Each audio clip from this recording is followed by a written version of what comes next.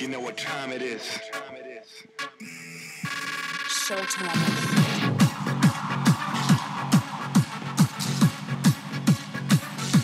We're born to bounce. Feel the bass. I tell ya. Going to bounce. Get ready. It's showtime. Welcome to Showtime with the Apollos. I am Brent Allen, your host, and we are the PewterCast. But for these next few weeks, we are doing this special show, Showtime with the Apollos, where we will be covering the new Alliance of American Football League and the team right down the road from us in Tampa, over in Orlando, the Orlando Apollos. Today, they played game number 2 of their season against the San Antonio Spurs. I am Brent Allen, your host, and I am joined, as always, by my man right over there, who's bird boxing it with us tonight. I'm not really sure that he knows where he is. Ren, have you found your way in, buddy? What's going on with you over there?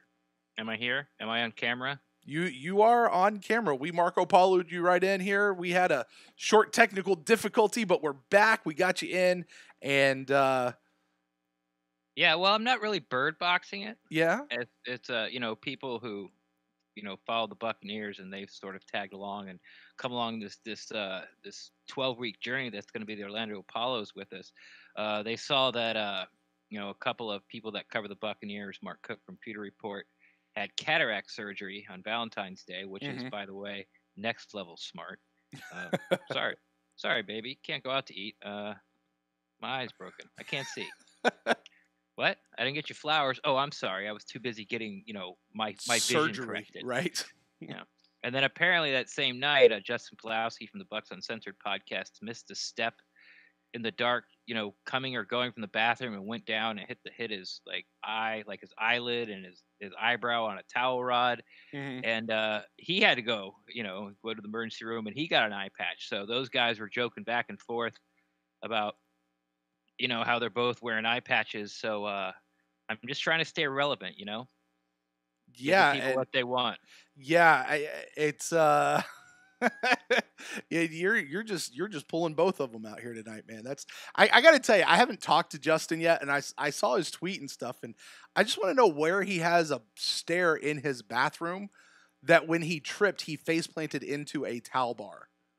Yeah, I would really like to see the layout of that myself. Yeah. I'm just going. I'm not. It's if I was an investigative reporter, and no offense, but like Pulowski's personal life, like anybody cared about it, it'd be something I would jump all over. But everything doesn't sort of match up. If I saw the bathroom, I could, okay, I see it, but Right. there may be more to the story. The point is, the end result was a busted eye, trip to the emergency room, and an eye patch. And a piece of missing eyelid. But you know what, Ren? We are not here to talk about Justin's bathroom or his missing eyelid or Mark Cook's cataract surgery and next level Valentine's Day stuff. Because I think he also said something about from Christmas to New Year, he switches to Judaism or something. And he hasn't bought a present in 23 years or something like that. We're not here to talk about any of that. We're here to talk about the Orlando Apollos, game 2 of their season, where they took on the San Antonio Spurs. Not the Spurs. What's over there? The Commanders. The San Antonio Commanders. And in a game that I wasn't quite sure that they were going to win, they managed to pull it out and got a pretty it sounds like a pretty big lead, a pretty commanding, decisive victory of 37-29, but that's really only one score. Yeah. So it was a one-score game. But man, this was a pretty good thriller of a game. This, I think, was easily the best game of, and I only watched the last game till halftime, which was, coming on. We had to come and do this show, but this was easily the best game of any, as far as entertainment wise, of the young and long and storied Alliance season. But it was really entertaining. Lots of offense, lots of big plays, especially by the Apollos. The Commanders were more of like grind it down the field and just lucky by the seat of their pants. I swear that their quarterback Woodside should have thrown like 19 interceptions. That's a bit of exaggeration. 8. At least 8. And finally, Orlando got one for a pick 6, and that kind of sealed it near the end. But the Apollos seems to be the only team that's putting up points in this league. And I told everybody at the beginning, I mean, I watched Seaspirit, the USFL, and watching, the Fun and Gun, which I think they're calling it the Sun and Gun now The because it's Sun in and Gun. Orlando. Nice. The Sun and Gun. Seaspirit football, with this kind of talent, it's fun to watch. And this is not the outlier. 40 points is probably going to be, that's a nice over under number. And if you probably be safe to take the over most weeks. Yeah, it's fun to watch, I would say, except for the first quarter, and we'll get into that because it seems like there's at least in 2 games. We'll see if it happens in a third where we've got a little bit of a pattern developing where that first quarter is a little slow to get started, which is a pattern that us Buccaneer fans are very, very familiar with, Ren. A slow start on offense, and at least the Apollos can overcome it, it seems like. Yeah, Gilbert's taken a few series before he gets dialed in a little better. Mm-hmm. Like you said, week 1, I think he was like 1 for 9. This week a little better. He was like 1 for 5, but their first 2 possessions were 3 and outs, and the Commanders scored touchdowns in the first 2. So it's like, okay, 12-0. Halfway through the first, here we go. But like we've talked about, they came back and won it at the end. Yeah. So with that, Ren, this is our InstantCast. So this is the show where we're going to be talking about the game. I just kind of going through it, talking about what we saw. What does this mean for the overall league as a whole? How does this tie back to the NFL? And more importantly, how does this tie back to our Buccaneers?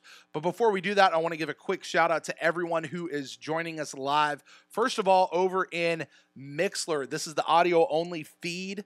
Hello to you guys. We got somebody calling in already. Just wanted to jump in. They knew our number. So We'll go ahead and take a phone call.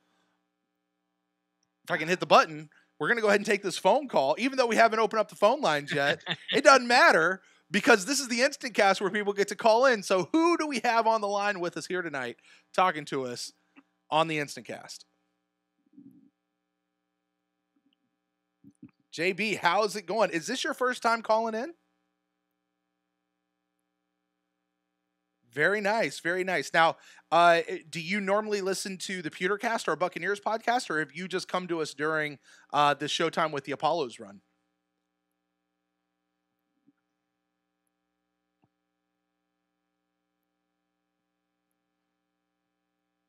Okay.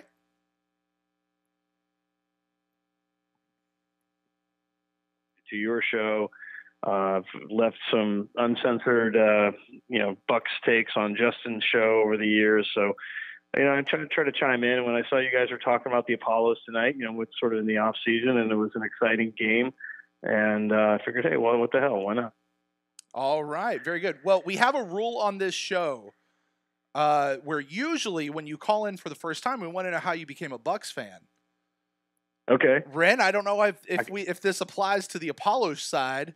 But let's go ahead. How did you become a Bucs fan? Because the vast majority of the people listening to this show are all. This is a Buccaneers podcast, the PewterCast at its heart. So, how did you become a Bucs fan? Yep. Well, I became a Bucs fan as soon as they drafted Ali Marpet. I'm a graduate. I'm a graduate of Hobart College. I met Ali and Bill when he was, I think, a sophomore at Hobart. I was on the sort of like the football booster club, and just have watched his career. I mean, it's just amazing what he's accomplished in such a short period of time. And he's such a great young man, and really just couldn't be happier for him and the Marpet family. Great people. We've been going to every home game that we can since he was drafted in 2015. So, I know some people out there are like, hey, you can't like the players, you got to like the team, but as soon as you guys, brought Ali into the fold, we were all in on the Buccaneers 100%, and we'll be, going forward. So, JB, I got to tell you, the number of fans that we talk to, our fellow fans, that say that they came to the Buccaneers because such and such a player was drafted. And then once that player left, like they just sort of stayed Buccaneers fans. Now, Ali's still part of the team, but there will probably most likely come a day when he's no longer with the team, whether it's through retirement or some other means. And we'll talk to you then and see if you're sticking around with us. But man, in the meantime, we're here to talk about the Apollos, not necessarily the Buccaneers. So the floor is yours, brother. What are your thoughts on today's game with the Apollos versus Commanders? Well, I'd like to hear your guys' takes on a few things. I mean, I was kind of joking around on social media earlier. I was thinking the Apollos might be Greek for slow starters because it seems like the last two games they've had a little trouble kind of getting things going. Mm-hmm. The defensive line gets blown off the ball, pretty early on, and really it seems like it's the secondary and the linebackers and pass coverage which has sort of been bailing them out. Because really the first quarter, I mean, they looked pretty bad, and then all of a sudden you have, Gilbert throwing darts and just stretching the field. I mean, it's going to be a long season, I think, for Apollos fans because I think they're going to end up being in the hole for most of the games early on, and they're going to have to rely on their offense to kind of just, pick them up and then the defense to come around. Have you noticed any trends like with either with the defensive line or certain? I mean, it seems like to me they don't really generate enough pressure up front, but would be curious to hear what you guys have to think about it.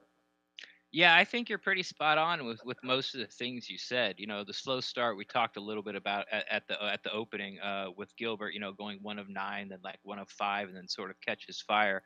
And what you said about the defense, the strength is the linebacking core and those defensive backs. I mean, I think. And I haven't checked this, but as far as NFL games, that defensive backfield probably has the most of any defensive backfield in the alliance. They were talking about the cornerback. I'm still not good with the names. The guy that had the pick six, Raining. No, ringing a bell. Okay. Mm-hmm. Anyway, and then you got Will Hill at safety who had another good game. And as far as the offense having to pick up the defense.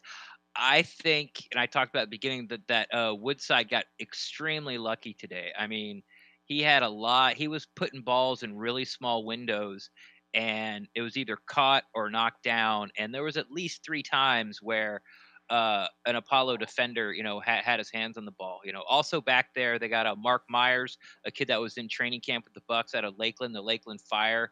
Like he was the first ever sort of recruit class with them. And now he's out there playing for Coach Spurrier. But I think here's my biggest thing with the Apollos and their offense. When Steve Spurrier was coaching at Florida, and then especially at Washington, is you have to put the quarterback on the ground. Now Spurrier's going to put out a lot of receivers. So if you bring 5 or 6 mostly, you can get to the quarterback and you can hurt him and rush the throws, and his offense kind of falls apart. Now, in the alliance, you can only bring 5, and that's 5 guys with 5-on-5, 5 offensive linemen, blocking 5 guys, and I just don't think you can stop Spurrier's offense with only bringing 5. I just don't think it can be done, and he needs a quarterback who knows his offense and go through his reads, and it looks like, at least I've watched all the games. At least I think Gilbert. He might be a little slow in his progressions, but he knows where he's looking and he knows where he has to go with the ball. And I think, as the game goes on, he gets more and more comfortable there. And as the season goes on, I think he's going to get more and more comfortable. And like I talked at the beginning, 40 points is going to be sort of like the over-under for this team, game after game after game. I know they're second or third in the power rankings, but I'm telling you, man, you can't stop Spurrier's offense rushing 5. You just can't. And it's going to show week after week. No, I think you're right. And I think also, too, this receiving core definitely has some more speed, like Marshall. I mean, it seemed like 41, one of the safeties or corners for San Antonio, maybe he had a hamstring injury or something, but that guy was, turning late and was beaten off the ball a lot of times. And if anything, if I was a Commanders fan, I'd probably be upset at their secondary for, basically coughing up 20 points late after and I don't understand why they kind of went away from the running game because they were having a lot of success with that Farrell kid. And then they even brought in that extra quarterback for a while that was able to pick up first downs kind of just on scrambling and all that. It seemed to me that in a way they kind of went away from what was working for them, but it ended up working out okay for the Apollo. So I guess right. We'll take the win. Yeah. I mean, to go back to your first question, JB, of are we noticing trends? Yeah. This is only week 2, so it's a little early to say that it's a trend. Although we saw it happen for week 1, we saw it happen again week 2. Of the first quarter, the whole team, offense and defense, didn't look great at all. and from the second quarter on, they looked fantastic. So while I'm not ready to call that a trend yet. I think we need at least one more game before we can say that that's a trend. But it's something to keep an eye on. It's something to look at next week, and I'll be interested to see what happens next week as we go into that first quarter. But there was the other thing. What were we just talking about? What was the other thing? I have something. He brought up about the defensive line with the pressure. They were a little disappointing this week, but they do have ex second round pick from the Packers, ex Patriot, ex Buccaneer Jarrell Worthy, who's on IR right now. When he played in the Bucs preseason last year, I really liked his get off and his penetration. It became a numbers game for him, and obviously no one else picked him up, so he's on that fringe of a 53-man roster, but I think he's really going to help him. But as far as San Antonio attacking the middle of the defense with the run game, it worked early and it worked often. And you're right, once the Apollos started clicking, it's something you see in a lot of ball games where teams get away from something, especially as a Buccaneers fan. Dirk Cutter would get away from something that works because they feel he has to play catch up, or like I have to score this drive because the next time my offense gets the ball, like the other team's going to score. So, sort of the run goes out the window. But yeah. Ren, I'm sorry, I'll jump in. I'll give you another reason why that would happen is because Dirk Cutter often felt like he felt like he had to spread the ball around, right? Like he abandons the guy that it's working with, who's got the momentum right now, just because, it's Jacquizz Rodgers' turn to have the ball or somebody else's turn to have the ball, right? And that's what I was going to say. I just remembered. That's one of the question marks that I think I have about the Alliance. And I was realizing watching it this week, especially when we saw the Commanders put in that other quarterback and JB, as you said, kind of get away from some of the run game. Like, we know this is a developmental league. They know this is a developmental league. So are they trying to develop these guys and put them in and give them more playing time, or are they actually trying to win? Like, and I don't know that that's abundantly clear. I really don't know. Yeah, you'd like to think that they're trying to win. I mean, ultimately everything's pointing to Vegas and getting the AAF championship, and you assume that guys in the playoffs, maybe they'll get better looks for NFL teams. I mean, I don't know. I'm curious. What's the buzz for you guys down in Tampa? I mean, I think in Orlando, there's the word has been getting out sort of more grassroots wise. I mean, you start to see certain Apollo stuff here and there on billboards around town, and they've done some sort of more what I would say kind of old fashioned sort of street marketing versus really doing a full on blitz. Is there any buzz? I mean, I know you guys are going to get the XFL in Tampa Bay, which may or may not help you, keep the Apollo fan base. I mean, I'm still going to stay, a Bucs fan, and I'm planning on coming to games, regardless of that. But I mean, do you think that is it sort of a curiosity thing in Tampa where people might want to go up to Orlando for a game, or is it because it's Saturday night at 8:00 all the time? You're basically looking at, you need to get a hotel, or you're Ubering home at 11 o'clock or midnight. That's still too hard. Well, I guess that's hard to tell if people from Tampa are going to go to the games or not. I think, people like you said, they find it a curiosity, but as far as buzz and things, we're big on social media, we're big on Twitter, and a lot of Bucs fans are talking about the Apollos. 95% of the people that I follow on Twitter are Bucs fans or Bucs media or has something to do with the Buccaneers. I don't follow any movie stars, and I don't follow any musicians. I don't follow any of those people. I use Twitter for Buccaneers news, and that's all it is. And people are talking about it. There was actually a watch party at a downtown St. Pete bar today, and they're doing a live webcam feed.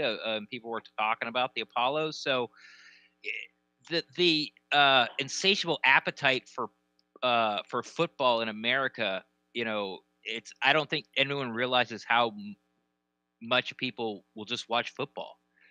I didn't watch I didn't watch any of the Daytona 500, and I didn't watch any NBA All-Star games. I didn't watch any of it. What I watched Saturday? Me neither. Both Alliance games. You know what I watched today? The Alliance game, and then the first half, the second one before I had to come and do this. So, you know, Yeah. and to finish it all off, winning cures it all. Like, you know, if the Apollos were 0-2 and got blown out both games, he would be like, okay, you know, kind of back off a bit. But they're 2-0. You got Spurrier, and I think it's really smart how they do the roster locations. You know, the Regional. team, all the colleges around the team, so you recognize the players, even if they were just fringe NFL guys or never got drafted at all. But you still, oh yeah, I remember that guy from where he played at USF. The guy that finished out the game today, the running back, I remember him from USF. Like I had no idea where he was. You know, Johnson, I believe his name was. But then I'm like, oh, I remember that guy. Yeah. So, you know, I think they're doing everything right, and you know, we'll talk about this later. But this is basically the testing grounds for the NFL.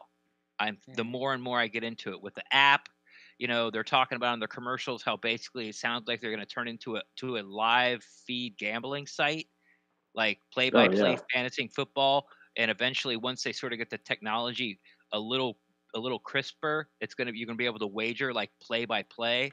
I can see that coming. I think taking away the kickoffs, like that's very experimental from the NFL.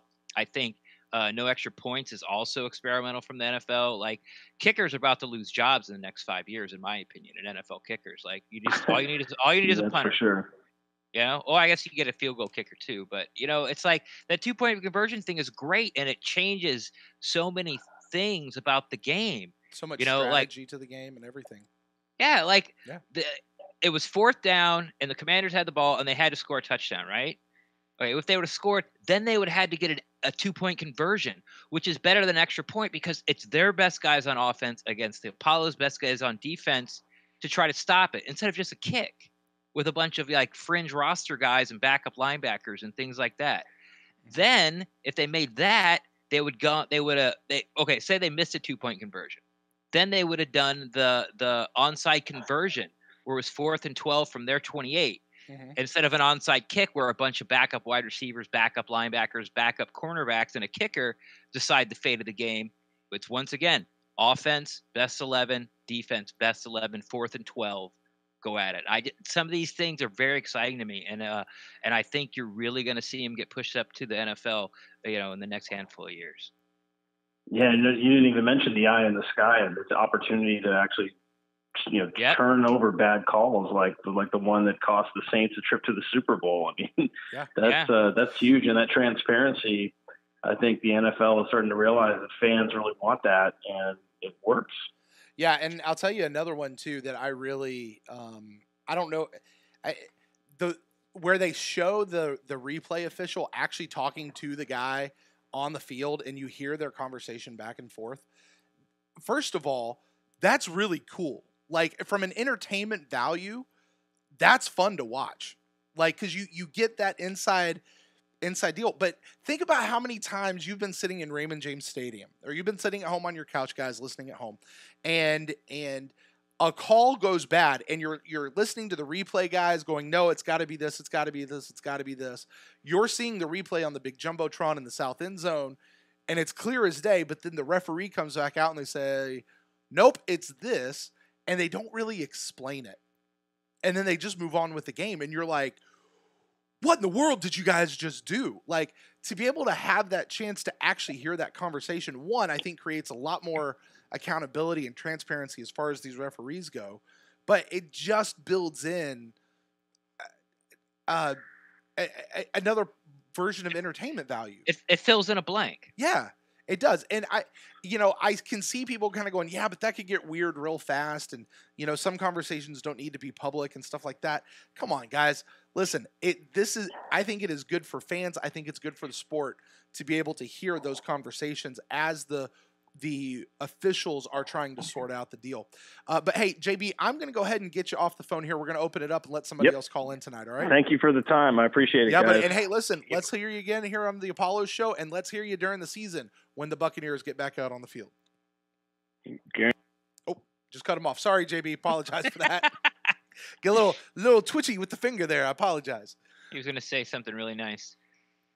Yeah, you know, what I like, and you kind of touched on a bit about the, you know, and sort of the caller about the transparency in the booth. Mm-hmm. It's not so much that you get to understand the call, even if the call you think it's okay. You think it's a fumble. You think your team has the ball. Then you hear them discuss it, and they go, "No, it's not a fumble. It's not your team's ball."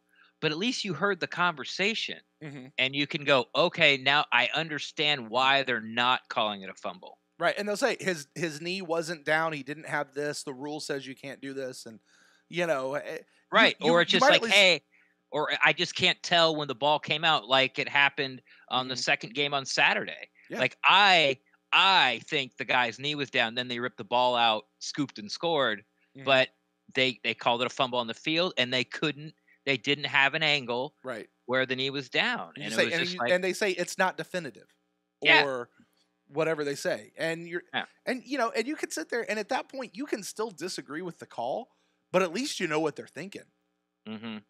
So I think that would be just really a fantastic thing that I really do hope that the NFL adopts. And Ren, while we're on this thread, well, first of all, let me say to those of you listening live to us at YouTube and on Mixler, the phone line is open if you guys would like to call in. 864-729-BUCS. That's 864-729-2827. You just call in, interrupt us. We'll talk about whatever you want to talk about. But Ren, in the meantime, while we're on this particular topic, it occurred to me more so this game than I was thinking about last game, of just how much the Alliance, we talk about the Alliance being kind of that developmental league for the NFL, for those players, the guys that need some more reps. This very much feels like a developmental league for everyone associated with the league, whether it's the officials, whether it's the commentators on TV, whether it's maybe even people like you and me, like for just other people that are involved. Yeah, sure. We get to flex our press passes or something, during the season, and then dangle and say, "Hey, we did good. Give us more." Sure. But I mean, but like particularly for the referees, and there were there was a point with the official where he said, it was at the end of the first quarter, and he goes, "That's the end of the first half," and it's not like we've never heard NFL officials make a mistake like that, but I found it real funny. Hey, we got a phone call. Yeah, let's see who's talking to us tonight. Who do we got here on the line with Brent and Ren? Hey guys, it's Pete from Germany. Holy cow! This guy, Pete, a big cyber high five to you. This guy has been all over following us on Twitter about the Apollos. Yeah, I read his tweet where he set his alarm for like 3:30 in the morning so he could come and call in. Pete, how the hell are you? And thank you very much. You, my friend, are a fan. Thanks. I love you guys. It is now 4:54 a.m. here in Germany. Oof. Set my alarm for 4 o'clock for you guys. It is all good. I'm glad to be talking to you guys about Apollos football. Well, Pete, I will get you. You are our international caller of the night, so I will give you the floor. First of all, thanks for everything you've been tweeting and interacting with us. We love getting to interact with fans like you, our fellow fans, really. And I've seen a lot of tweets where you've tagged us and you're speaking German, and I'm like, I don't know what he's writing, but I like it, and I'll hit like or retweet or something like that. So, okay. First of all, Pete, same rule. I think this might be the first time you've called in, and if not, forgive me. How did you become a Bucs fan and then follow that over to the Apollos? Yeah, so I'm a Central Florida native originally, born in Orlando, and always had Bucs tickets growing up. So my very first Buck game was December 2nd, 1979. I saw the Bucs play Chicago Bears in the old sombrero, and the Bucs lost. And that should have been a precursor for what was basically going to come for the rest of my life as a Bucs fan. Yeah, me too, buddy. Yeah, and that's the one thing I wanted to say. It's kind of funny tonight. Watching on Twitter after the third quarter and San Antonio scored the first time in the third quarter, it just looked bad. And you had all these Apollos fans on Twitter just freaking out, just literally dying. The world's going to end. Someone that runs a blog and another Apollos podcast said the game was over and the Apollos lost. And I just tweeted, hey, guess what? As a lifelong Bucs fan, I've seen losing teams, and this is not a losing team. Yeah, right. I mean, take the defense out of it. I mean, the Apollos were down 12 twice early in the first. Came back and got it close at halftime, and then, like you said, the Commodores come out, get the ball, march down the field, score a touchdown. I don't remember if they converted the 2-point conversion or not, but then lo and behold, the Apollos are down 12 again.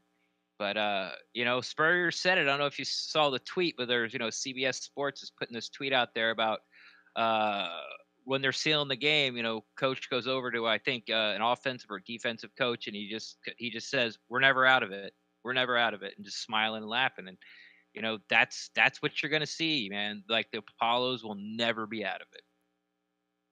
Yeah, I mean, it's your typical, Steve Spurrier fun and gun. It's big plays or it's bust. And I don't know if you guys, so we don't have CBS, obviously, in Germany. Mm-hmm. And so basically the only way you can watch it is the NFL Game Pass, which I gave up mine mid-season this year when it looked like the Bucs were going to lose again. So saved a little bit of money on that. And so basically we watch it either on the YouTube streams or we watch it on the AAF website. And on the AAF website, you don't get the commentary, but you get all the live feeds from the microphones. And Steve Spurrier is the best because that guy says, I won't do it, and we'll keep this PG, but that guy drops more F-bombs than anyone I've probably ever heard outside of my time around the Army. This funny. Guy is brilliant. I absolutely love it. His one-liners are going to be classic. I think him and John Gruden literally have this wishing well of one-liners they go to, and then they just throw them out at random times. And next thing you know, they're on, NFL Live or AAF Live. That's really funny because last week when I got to be there and got to be in the press conference, I'm sitting here listening to Steve Spurrier talk, and it's the first time I've ever actually heard him talk, especially at this age, like live in person. And I'm an old Kentucky hillbilly. That's my roots. That's where I come from. And this guy just sounded like my grandpappy.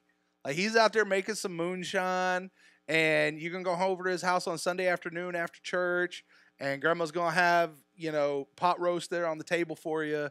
That's the way he came off to me. So to hear you talk about these one-liners and he's just out there dropping the F-bombs, that makes me laugh a lot. Yeah, it's been great. Hopefully, the AF being a brand new league, hopefully at some point they embrace their foreign viewers because we've got a Twitter now group for Germany. Got about, I think, over 50 people in the group now. Mm-hmm. There's one for France. There's one for Brazil. And the AAF is filling this niche. And it's, between the Super Bowl and the draft that we've all been stuck drowning in mock drafts. And I am not a mock draft person. I can live without mock drafts. And this is going to hopefully reduce the number of mock drafts I have to see popping up in my Twitter feed constantly because, this is bringing real football. I think if the product on the field had been basically crap, I think it would have been different. But that game tonight that we saw that the Apollos played is probably and could be a precursor to the championship game in basically 2 months now. This is great football. This is really great football, hard-hitting football. They've doing a lot of things the NFL hasn't done right with the replay stuff is great. Having to actually watch someone talking through the replays is brilliant because like Brent said, there's no more questioning. You're not sitting there going, I don't get it. It's not there anymore. You hear this person's reasoning, right or wrong. You hear the reasoning, so you're going to know what's going on. And really, I think the AAF is doing much more good than they are bad at this point. I agree with you, but hey, there's some hope for you on the horizon for these at least Apollos games. I was looking at sort of the schedule because one thing I found that that I think the Alliance has done wrong was like they haven't really featured the Apollos on any, like they haven't been on the NFL Network, they haven't been on TNT. Opening weekend, they were regionalized. Most of the most everyone saw the other game, the other first game. I don't remember who it was, and it was just sort of like the South was seeing the Legends Apollos, and then this time, and then now it's on CBS Sports Network, which a lot of people have. But guess what? So there's 10 games, there's 8 left. I would say at least 4, maybe 5 more. You know where they're being shown, and this is good for you though, on Bleacher Report Live for the Apollos. Oh, that's awesome. Yeah, the game. Like that's where you're going to have to watch it. Like no CBS Sports, no TNT, no NFL Network. I think they only have 2 NFL Network games out of the 10. And you got Steve Spurrier, can only rush 5. I know it's not like a broken record, can't stop it. But offense brings eyeballs. Who cares, developmental league, all that kind of stuff. What's really, TV money is going to make it survive. To be able to have TV money, you got to have eyeballs. How do you get eyeballs? You have offense, and they're just not showcasing the Apollos with like the best offensive mind in their league. Him or Mike Martz, but Mike Martz doesn't have a running back, and so he's just poor guy. I thought whoever Mike Martz's running back was, I said I would have been that guy's going to be the MVP of the league. But they just with most of these teams are offensive line that they just can't get out of their own way. But I think the Alliance, that's the only thing that, and I'm biased, is that they're sort of burying the amount of eyeballs the Apollos can get. And you saw that game. It was a really entertaining, fun game to watch. And the Apollos are the only team that are scoring. Yeah, if that's what their championship game ends up being, you're gonna have eyeballs there. People are gonna want to watch that football game. And the only thing I will say for those of us overseas, is that I could do without these late starts. With the NFL, your early game for us starts at 7:00 at night. The next game usually starts around 10:00 at night. Whereas tonight was good with the Apollos. The game started at 10:00 at night here. That was doable. But last week I had to stay up till it was 2:45 a.m. was the kickoff, and the game ended at 5:15. And definitely the shorter games are much nicer. 2.5 hours. That's perfect for a football game.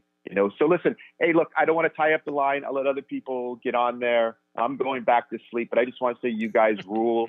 I love the PewterCast. I love this new Apollos podcast.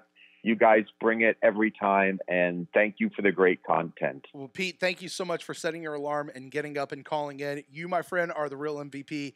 I hope to hear from you again, but I'll understand if we don't. And we'll just connect with you on Twitter, buddy, all right? Yeah. See you on Twitter, man. All right. Yeah. Later, brothers. Bye. Bye now. Oh man, it's always an interesting thing. Like when you meet somebody on Twitter and you interact with them there, and then you actually get to hear their voice and start putting cadence and words together. Yeah, I do that. I'll say that story first. That's not an on-air story. It's not that it's bad. It's just long and boring. There you go. So it's not risque. There you go. Ren, let me ask you a question about the game today. Sure. And not just the game, the games as a whole, the AAF, the Alliance. Because I've been having this thought this week. Last week I said kind of my overall assessment was I've personally found it better than college football. Like it was faster, it was more snappy. I thought the plays were better. It was at a higher speed than college football, but it certainly wasn't as great as the NFL. Mm-hmm. And kind of the phrase that I've been thinking this week is the Alliance really going to wind up being an entire season's worth of 4th preseason games?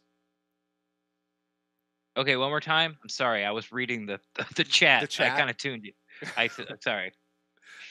Hey, Dan over in the chat. I'm just going to put it out. Dan in the chat says, I'd like to see more resources devoted to the Alliance League coverage and less on mock drafts. I love it. I love it. I like people who have finally joined me in my hatred for mock drafts. So back to the end of your question there. Anyway, I think this is worth discussing. Okay. Is the Alliance going to be basically an entire season's worth of fourth preseason games? And if so, what makes it worth watching more than a fourth preseason game for the NFL? You're talking about as far as talent on the field, Mm-hmm. because it's all that back end of the roster. None of the starters play. Exactly. Okay. I mean, because these are the guys that are playing in that fourth preseason game for that bottom of the roster spot, right? Yeah, that's a great point. Two reasons. One, you're not paying full price for it, and two, these games count and they matter to these guys. You know, if the fourth preseason game was sort of if and the NFL tries to do this, but it's like, hey, these are these guys' last shot to make the team. Mm-hmm. I think it'd be better if it was like preseason game one. The problem is if you follow your team closely enough, you already know who's going to make the team by the time that fourth preseason game rolls around, you know, and there's only one or maybe two guys that are on the bubble if you follow the team close enough, you know. But with these games count, man. I mean, everybody knows that this is a stepping stone for everybody. What they're trying to do is put out tape, and what they're trying to do from week to week is show improvement on tape. Right. And the price is right. The product is fun to watch. And it's not like the fourth preseason games guys like don't care, but it looks like lesser quality football because you've seen the starters play, especially just the week before, where usually they go like, you know, at least into the third quarter. And then you watch this and it's like, this isn't really the same. But if you take those guys and have a whole season with them where, you know, you don't see the rise and fall of competition. Mm-hmm. So it's just, you know, it's a level playing field as far as talent out there on the field. So it makes good competition, makes for a good product. I hear what you're saying about it. I don't think it takes anything away from it if you understand that, hey, I'm not watching the NFL. I'm watching guys that are trying really hard to make it back to the NFL. Right. And so that actually led to kind of a thought I was having as I was even watching the game today was I'm not entirely sure how I'm supposed to be watching these games. Like, and even some of the commentators didn't really seem to know, because a lot of it was like, oh, he's putting that guy out there so he can get some more game film. He's putting this guy, like, are they playing these games just to get game film? And I think we had started to dive into that before Pete's call a little bit. Like, so did he put this quarterback in for the Commanders? Did they put this quarterback in just to get him some game film? I mean, that's not trying to win. That's just. Well, they talked about it during the broadcast, and they said that Woodside was going to be 2-1. Woodside gets 2 possessions, Williams gets 1 possession. Woodside gets 2 possessions, Williams gets 1 possession until halftime, and then they're going to decide who played out the second half of the game. The problem was that Williams only got in 1 time. You know, there was no 6 possessions for the Commanders. Oh, sometimes I say Commodores, for the Commanders, you know, in that first half, so he never got to get back in. So I think there's a balance with that, and it's not like he did bad. I mean, he drove him down the field, picked up some third downs with his legs, and they kicked the field goal. They scored, but I think it's going to be a balance. But I think as the league sort of like progresses, you know, at least down the line in this season, and then from season to season, I think it's going to get more and more competitive, and you're going to see sort of less and less of this. Well, I'm put him in because he's playing really well. You know, had a really good week of practice, so he deserves a shot to get some film out there. Because as this league goes from year to year to year, the talent is going to get better, and better.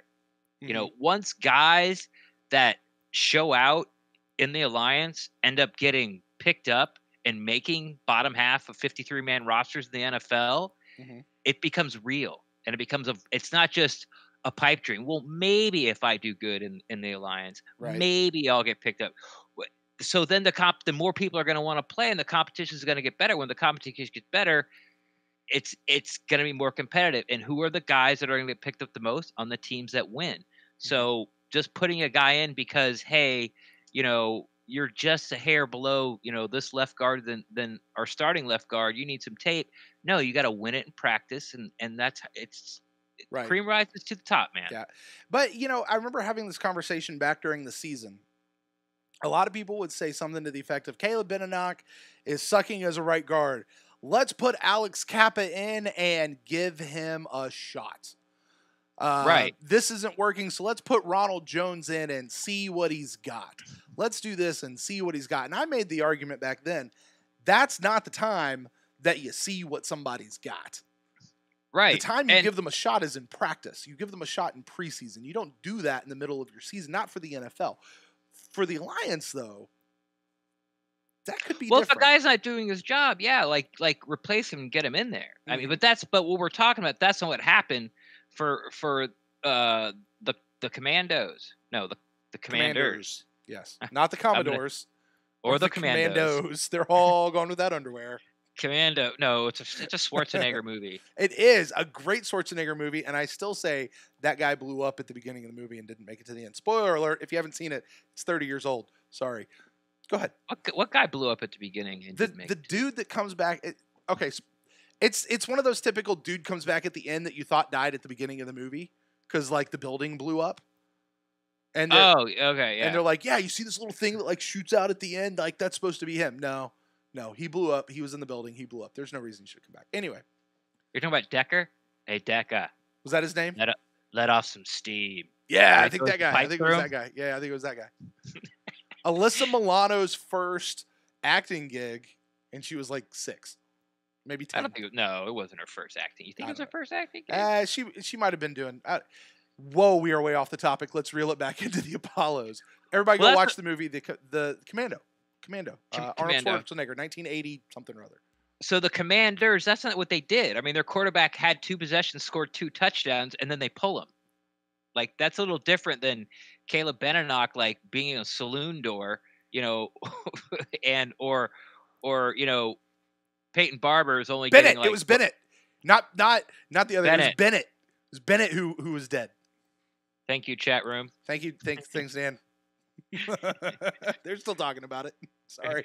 That's all right. No, breaking news. Yeah, or like it's not.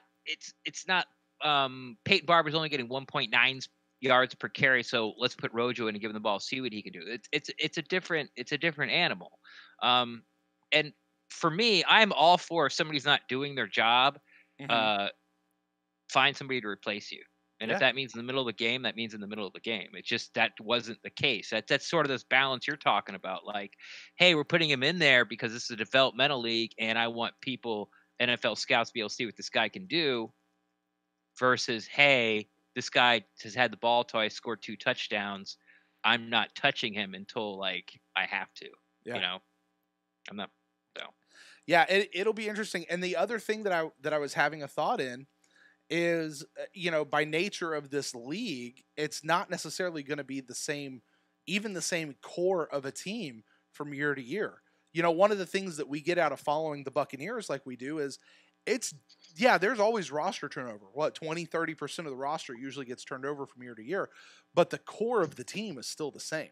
And we're following them from year to year to year, which is part of what makes them interesting to talk about. I don't know that the Apollos are going to do that. Of course, we don't know.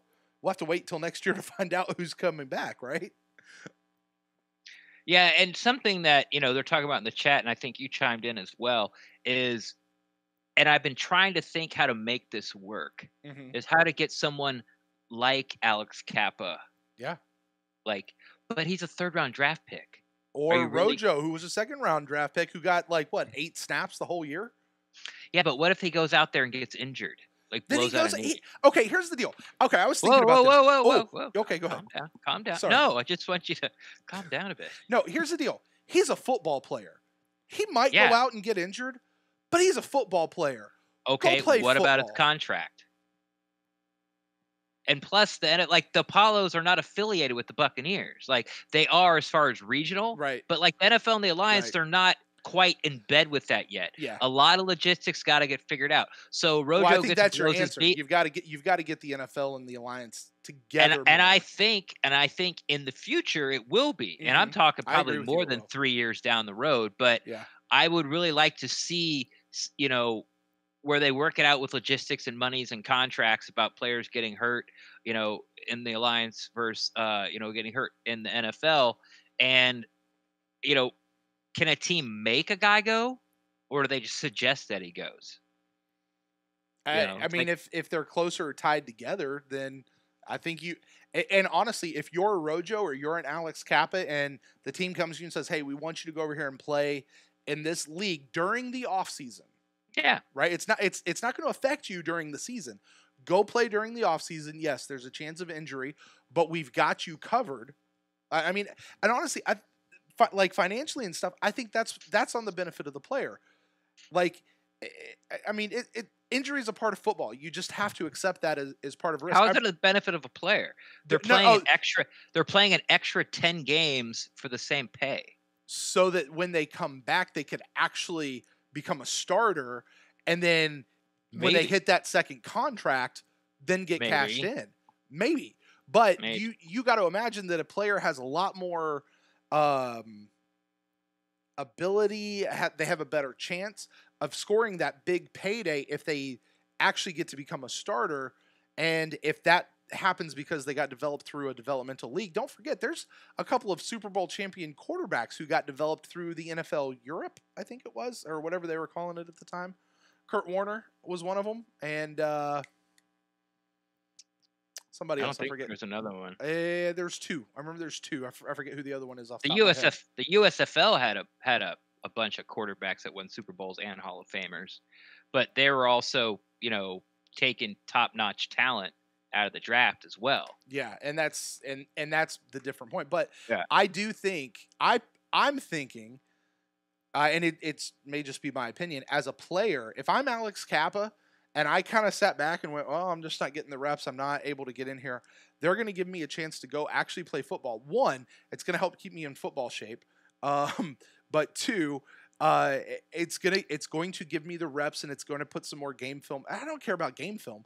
It's just going to give me the reps and let me come back in stronger and better and ready to go for camp, so that I can actually win. Are you going to come back all banged up because you just played, professional football for 10 months straight? That's a good point. I guess the only other thing that I'd say is you do have from April really through training camp to get rested up.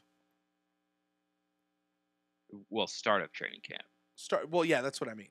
Like, so you got because from what I hear, like when I listen to interviews from May, NFL June, players, you got May, June, you got May and June. 2 months, and then the first half of July. Yeah, 2. Yeah. And from what and that actually tracks well because listening to like Chris Godwin's interview with the Locked On Bucs guys and somebody else who else had it talking about their offseason. Maybe even Ryan Jensen also with the Locked On Bucs guys because David and James do a great job stalking people and get them on their show. But they're talking about how like they kind of take off for like a month and then they get back into working out in February and then they're good to go by April. Like that's kind of their offseason deal. So it just shifts. But you have a good point though, Ren. You have a good point. There's not the downtime. But on the other side, does Kappa's body really need to rejuvenate after the season that he had? Or Rojo's? Or yeah, exactly.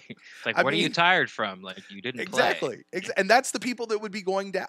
Bobo Wilson. Does Bobo Wilson's body need to, rejuvenate? Riley Bullup, maybe he does. And maybe that's part of how you decide who goes down, Ren. Yeah, but also the bigger thing is, like I said, I've been trying to think about a way to do this to make it fair for both parties because you gotta put it through the CBA eventually. Oh, sure. The players union is going to have to check off on this, but okay, so Alex Kappa, he doesn't get to play a lot, gets in a little bit handful of time. His body still feels great. He's not injured. He didn't get a lot of wear and tear. Mm-hmm. Goes out and plays 10 weeks, maybe 12, plus, Alliance training camp. And now his body is beat up and he's got to recoup and be ready to try to win a starting job in the NFL in 2 months. That's with the risk of injury. So you're playing an extra 10 games. Once again, it goes back. I'm playing 10 games for no more pay.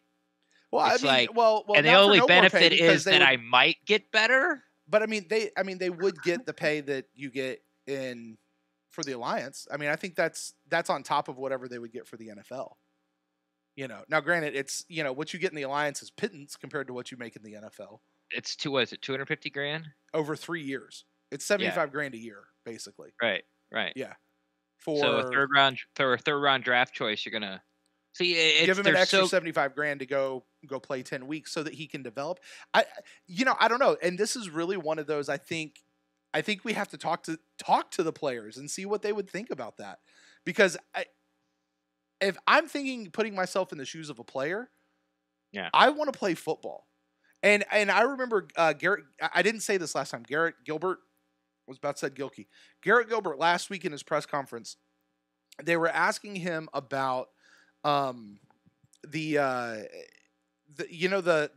don't tackle the quarterback rule that the NFL stupidly put into place this past year, and everybody because it was just dumb. Don't touch Tom Brady rule. Yeah, but they didn't have that in the Alliance, and people could full on tackle the quarterback. Yeah. And he was being asked about that, how do you feel about this? And his answer as a quarterback was, look, we're football players too. We get tackled, we bounce right back up, and we go. I'm not saying that he speaks for every quarterback out there, but these guys just want to go play ball. They want to go play football. So I would imagine, at least on some level, that these guys just want to go play ball. I would hope they would, especially, and I'd be mad if I went through an entire season and I didn't play at all. Man, I want to get out and play. I need a chance to go do whatever I got to do, prove myself, earn my reps, do things. So I don't know. I understand what you're saying, but it's a different perspective from Gilbert than it is from somebody who's already in the NFL. It's like, I'm the backup quarterback on an NFL team. Hey, go play 10 more weeks. Well, I just practiced and scout teamed. I just did this. Now go play 10 more weeks. Hey, you're going to start, but you may get injured and your career will be over. Oh, by the way, you already have a career because you're under an NFL contract for a team. I hear what you're saying, but right. I just think, you know how it is, Brent. Your opinion on stuff changes from where the circumstance you're standing in. Yeah. And that's why I say, I think almost we would have to have the player standing in front of us and asking them that question. What would they want to do? Yeah, and I think Garrett Gilbert's response would be absolutely totally different than Ryan Griffin's response. Fair enough. It very well could have. So with that said, we haven't actually talked a ton about the game. So Ren, as we are approaching our hour, just about to cross it actually, why don't we go ahead, get some thoughts on the game from you as a whole? I think we sort of summed it up, nicely at the beginning. It was an exciting game. Lots of offense, some defensive splash plays. I think San Antonio hung in there. A lot off luck of passes not being picked off and some untimely penalties in the first half. Apollos came out in the second half, sort of cleaned that up a bit. Ended up getting the pick six sort of to seal it there at the end. And, slow start for Gilbert, but only, just for 2 series. And then he went and lit it up. I mean, what I think I'm seeing right now, early on in the Alliance, is that the coaching stats really, really, really make a difference. Sure. Really make a difference. Because Memphis, those guys are a dumpster fire. An absolute dumpster fire. Mike Singletary was terrible as a 49ers head coach. So far, he has more than not impressed me as the Memphis coach. The quarterback, Christian Hackenberg, who was a second-round draft pick, and, a lot of people laughed at that, and now he's in the Alliance, so I guess you were right. And, but somebody liked him, and he did have a good college career. He was so frustrated with his coaching staff yesterday. They scored a touchdown, and he's just trying to find out which hash to put the ball on to call the play, and he can't get anyone's attention. Huh. He's going to the bench, which hash do you want it on to call this play, and no one's paying attention to him. They're calling plays in his ear, and he's just like, you can see him just screaming at him, like, which hash? Like, the communication from the Memphis coaching staff, from an outsider, is terrible. And I don't think they're going to win a game. And how did Atlanta look this week? Just coming, because last week Apollos beat up on them 40-6. This was certainly a much more. This week's game was much more of a test for the Apollos. But how did Atlanta look? Just out of curiosity, are they also kind of a dumpster fire? I only got to watch the first half because it was a late game. Oh, that was tonight's came game. on. It was against the Fleet, and it was raining. And when I left, I think it was 9-9. Okay. And they looked fine. They looked okay. The thing about Atlanta is, obviously, I'm not a big fan of the logo, right? But I found it really interesting how their helmet shade of purple, and their jersey shade of purple, and their socks shade of purple, all three different shades. Like, how do you even pull that off? I mean, that's what you wash. You wash one in hot water, you wash the other in cold water, and I didn't even know there were that many shades of purple. Like, there's lilac and violet. That's all I know. Apparently, 50, actually. the legends have found a third one, and now are wearing another uniform as well. All right. We have derailed this. Yeah. Okay. Let me ask you this: Akeem Hunt for the Apollos, running back, has not impressed me very much. Like, he's their number one He's their number one running back, but he's a guy who doesn't seem like he has any hands. He can't catch the ball. Or at least, he has like, dropped a few. Yeah, I mean, and as much as we talk about that with the Buccaneers of, well, this running back's here because he can catch the ball, but he's not there because he can't catch the ball. And Charles Sims, Doug Martin, Peyton Barber, Jacquizz Rodgers, Rojo's biggest thing is that he can't catch the ball, or, like this is a thing that we keep talking about for the Buccaneers. And so maybe I'm just dialed into Akeem Hunt, just going, he just hasn't impressed. Like, even when he's running, he doesn't seem to break off big runs. Like, he gets stuffed at the line. He's, I would expect the guy, because when the game was on the line and they needed to get yards, they didn't hand the ball to Hunt. Right. They stopped the I was going to call them the Commandos again. They stopped the Commanders, on fourth down, and it's like 2 minutes left, or like 2 minutes and 30 seconds left on the clock, and they're inside their own 5-yard line. And they give the ball to the guy to USF Johnson, and Hunt wasn't to be found. And he ended up picking up 2 first downs for him, and off big gashers. So I would expect for him to get the ball more, at least going into the future. You got to remember, these guys have only been together about a month and a half. Yeah, it's true. And it's not, like everybody, like coaching staff, that's only known each other for a month and a half, or been together for a month and a half. Of course, all the players, the equipment guy, like everything, the cooks, the people that do the logistics for the travel, like everything's are sort of learning on the fly here. And you know how it is watching practices. We think about, well, Alex Kappa needs to get some more reps, and you watch a practice, and you're like, well, when the hell is he supposed to? Because the practices are so short and condensed, and you got to get your starters some practice time. Like, when do you actually get to move up the depth chart during the season? You don't. It's got to be during the game. Yeah. And I think I'm pretty sure his name was Johnson. Yeah. Durnest Johnson. Yeah. Thank you. I knew it was something. I knew it was D apostrophe something, but I wasn't going to try to remember it. Yeah. So I expect to see him get the ball a little more. Yeah. Yeah. And I did. And I really very much did like watching him last week when I saw him, and again this week. So. For the bit that I got to see him as well. All right, Ren. Coming up this week, the Apollos are coming home, and they are facing Memphis. I believe we're taking on. Oh, yeah. I should have looked that up just to be sure, but we're taking on Memphis. No, they're taking on Memphis. And this is a guaranteed victory.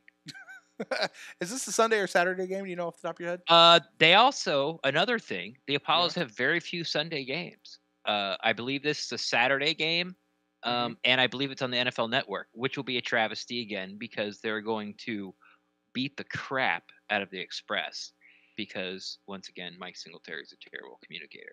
There you go. So should be fun watching our Apollos go to 3-0 this coming week. We are going to be back. Hopefully both of us will get the press credentials this time. Just sort of depends. I'll be interested to see how the media is continuing to cover the league. Obviously, you understand that first week, everybody's, the curiosity level is there for everybody. I'm curious to see if that continues for them, but we will be there for as much and an in-depth as they allow us to be. So you guys stay tuned with us there. But before we go, a couple things. One, do you have to apply for press credentials each game? I don't know, but I haven't heard back for this game yet. The confirmation, the only things that I know was for last game, although I applied for the entire season. So I'll communicate with their PR guy and figure that out this week. Yeah. And try to get 2 so I can go this time. Yes. And we can coverage. I can go down on the field and talk to some ex-Buccaneers. There you go. And things like that. There you go. But I put out on Twitter about how Gilbert kept going deep. Like that's how Orlando, stayed in this game. It was like deep, like 54-yarder, like after a 57-yard throw, after a 60-yard throw. And I said we should give Garrett Gilbert a nickname. Mm-hmm. Would you like to hear some of them and weigh in, yes or no? Oh, okay. Yes, I would. This sounds like fun. All right. We have Pete from Germany. He says, I would say the Orlando Bomber, but that's not PC these days. No, it's not. But that's fun. That's fun. Vineyard Warrior said Dilbert instead of Gilbert. I think that was kind of a shot at him. Mm-hmm. Go Deep Gilbert. Okay. No. Sorry. I'm kind of waiting. Sorry, I'm waiting to hear some of the other ones because. Hey, okay. Pete again from Germany. Yeah. Gilbert, in quotation marks, the Trident. Garrett, the Trident Gilbert, because I'm assuming he's a master of the deep ball, and you have the Trident. You're master of the ocean, the depths of the ocean. That seems like a little bit of a stretch. Interesting. Yeah, that seems like a little bit of a stretch, but okay. I like it the best so far. Maybe not necessarily because of the association, just because it sounds cool. I came up with like Cousteau, like just call him Cousteau. Yeah. Because he's explorer of the deep, or Nemo, or Captain Nemo. 20,000 Leagues Under the Sea. What about Triton? King Triton. Okay, as a nickname, sure. The king of the sea. I got Jason Brown. He says Garrett the Gauntlet Gilbert to go through an intimidating crowd, place, or experience in order to reach a goal. Okay. Yeah, that's what I said. I like the alliteration. I like the alliteration there. Gilbert World. Gilbert. No. Sterling Gilbert because his throws are money. Okay. You're a hell of a color analysis here, Brett. Sterling. No. We've had a player called Sterling before, right? Yeah. What's eating Gilbert Great? Great. Wow. Okay. And I believe that's it. So yeah. No clear winners yet. No. Although the two that bubble to the surface for me are going to be Trident and Gauntlet. But we'll see. Hey, keep sending those in. If you've got a nickname for Garrett Gilbert, quarterback of the Orlando Apollos, send that in to the PewterCast at the PewterCast on Twitter or at Ren_Daxt, D-A-X-T. Sorry. There you go. That's all right. And with that, Ren, we're going to go ahead and close out the show for tonight. Thank you to everybody who has joined us live. Thank you to the guys who called in tonight. Thank you to those of you who stuck it out with us through some technical difficulties where we literally had to shut down the show for a few minutes and completely restart. Thank you to our patrons and you guys who support the show and continue to support the show through the offseason. You guys are awesome. We have a hangout coming up soon for those of you who are at that level. So we'll be getting out some details as soon as we get a date landed for that. But that should be coming out very, very soon as well. Ren, why don't you tell the folks out there where to find you on the internet? Best place to find me is on Twitter, because Facebook is dead. REN_DAXT. I'm always down to talk Buccaneers, and this time of year, Apollos football.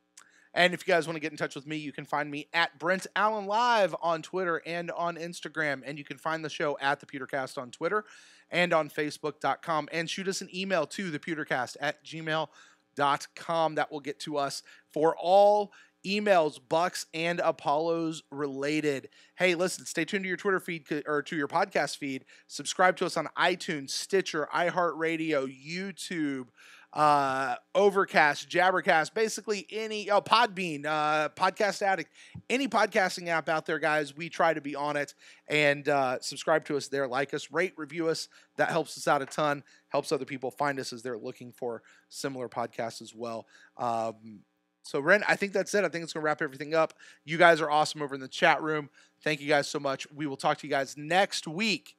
The plan is 10 o'clock Sunday night for Apollos versus Memphis Elite? Express. The Memphis Dumpster Fire. The Memphis Dumpster Fire. That'll actually be the logo we put on the card to do that. So, guys, we'll talk to you guys then. And until then, we'll close the show out, as always, saying, take aim, go Apollos, go Bucks.